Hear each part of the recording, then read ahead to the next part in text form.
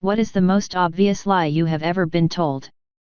My first watch was an Omega and I saved up on high school to get it.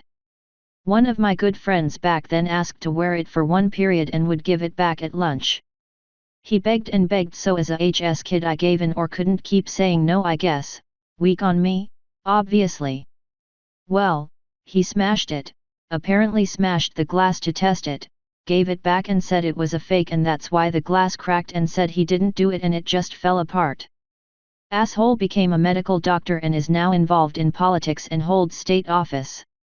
I'm still pissed about the watch he never admitted he broke cause he was salty and jealous. Dickhead then, dickhead now. My opponent borrows watches from their friends and then breaks them out of spite. Is this really who we want representing our interests in government? Political attack ad. I dated a girl who was a pathological liar. I didn't know it was actually a thing.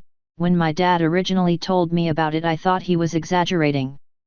After leaving the relationship, I realized how ridiculous the lies were and how stupid I was for believing them, but I guess that saying blinded by love is also true.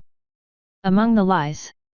One time she called out of work because, according to her, she was on her parents' boat out in the ocean and the boat ran out of gas, so they had to call a friend to come rescue her and her family and tow them to shore. I found out later it was actually because she had a party and was wasted. She met Donald Trump, this was back in like 2013, and his associates in Atlantic City. They invited her and her friend to join them as they drove around Atlantic City visiting his casino and eating the best food and drinking top-shelf drinks. She didn't have to pay for anything. She got mono when we were dating, but I was fine. She said it was anxiety-induced mono according to the doctor, which is why I didn't have it. This was around the same time she told me that she met some guy at a party that was hitting on her, but she didn't hook up with him, and then I found out a week later she did. She was previously engaged, but she called off the engagement, this is actually true, and went to the pawn shop to pawn off her engagement ring and used the money to buy alcohol. She totaled 3 cars in her lifetime, but she was able to convince the insurance company it wasn't her fault and basically got a free car replacement each time. I speak French, though I'm losing it from lack of use. But one of my college guy friends started dating a girl from France. He was all excited because she could talk to me in her native language and I could help translate. So he brought her to a party at my sorority house and introduced us. I greeted her in French with a very simple, bonjour, bonvenue, comment cava, which is just hi, welcome, how are you? Blank stare and red face in response. She then said, in what I thought was a kind of strange accent, that she's sorry, she didn't understand me. I looked at the guy and said, I thought you told me she was French.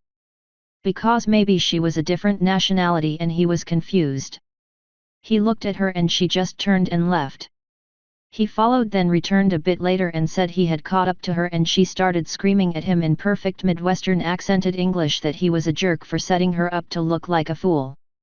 He had genuinely been excited that he could introduce her to someone she could talk to, so he was blown away by her accusations and then angry that she lied. She apparently felt faking an accent would make her more appealing or something. I would see her around on campus after that, but she avoided me like the plague. TBH, I felt bad for her, but if you're going to fake it, at least pick a country with a language you can speak. When I was a kid, the internet wasn't a thing, so my friends were whoever happened to live in the neighborhood. One kid was a well-known liar and exaggerator. We were maybe 14 years old at this time. This kid could play guitar and was always talking himself up about it and talking about his band. He actually could play, but his band did not exist. One day, I called him at his house, from my house. I don't remember what it was about, but a few minutes into the conversation, told me, by the way, I'm in Florida with my band, just out of the blue. This was before even pagers were a common thing. I called him. At his house. I just said something like, ahoy. Okay. And ended the conversation. I then proceeded to tell all the other kids in the neighborhood. LOL. My older brother used to get presents on my birthday. I specifically had asked for an action figure from the cartoon Street Sharks for a long time. I even showed my mother the exact toy when we were out shopping. Birthday arrives, and I got clothes and new shoes while my brother got the action figure I asked for. My grandma was so pissed off when she found out, so she took me to Toys R Us to pick out toys. When I was 23, my family asked what I wanted to do for my birthday. I said I just wanted a steak dinner. We had spaghetti and vegetarian meatballs because that's what my brother wanted. When the Xbox 360 came out, I was in high school. I shared a room with my brother, but I worked and he didn't. I bought a new TV and an Xbox with one of my first checks. I came home one evening after work and was so excited to play Borderlands. I got to my room and the Xbox was gone. My brother took it to his friend's house, and I was told by my dad to deal with it. So I decided to take a walk and smoke a little bit of weed. I opened my stash jar, and all my weed and over $200 was gone. Obviously I couldn't confront my dad about the weed, but when I told him my money was missing, he blamed it on me losing it. That night when my brother came home, he had a brand new jacket and matching shoes, and was carrying leftovers from a restaurant. I lost it and beat the hell out of him, and my dad called the police to have me arrested. Edit. Thank you all for the well wishes.